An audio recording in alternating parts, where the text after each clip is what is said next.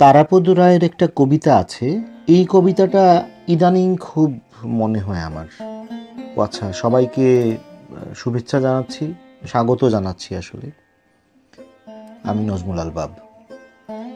তো তারাপদ রায়ের এই কবিতাটা এখন অনেক বেশি প্রাসঙ্গিক আমার মনে হয়, অন্তত কিছু কিছু মানুষের জন্য।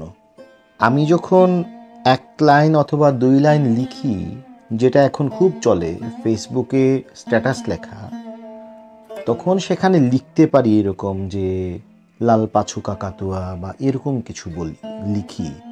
কিন্তু এই লেখাটার মাঝে আসলে এই যে এক লাইন বললাম, কাউকে মন্তব্য করলাম, এর মধ্যে হয়তো সাময়িক রাগটা প্রকাশ করা যায়, কিন্তু একদম সামগ্রিক অবস্থা বলতে যেটা বোঝায় সেটা প্রকাশ করার জন্য আমাদেরকে শেষ পর্যন্ত এরকম কেউ একজনের কাছে যেতে হয়, কারো শরণাপন্ন হতে হয়। বাঙালির জীবনে রবীন্দ্রনাথ, নজরুল, জীবনানন্দ, এই যে মানুষ আছেন, তারা তো একদম মিশে আছেন।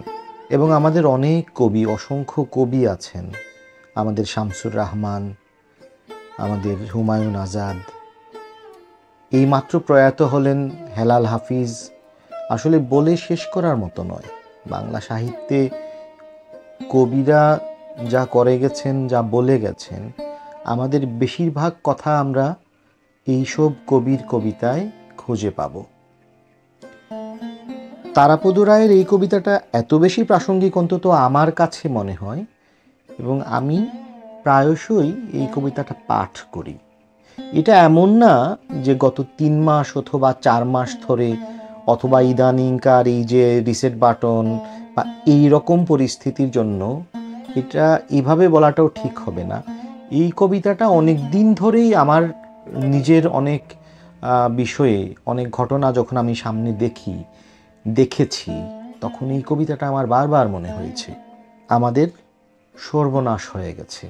আমরা যে গাছটিকে কৃষ্ণচূড়া ভেবেছিলাম, যার উদ্দেশ্যে ধ্রুপদী বিন্যাসে কয়েক অনুচ্ছেদ প্রশস্তি লিখেছিলাম, গতকাল বলাইবাবু বললেন ওইটি বানর লাঠি গাছ।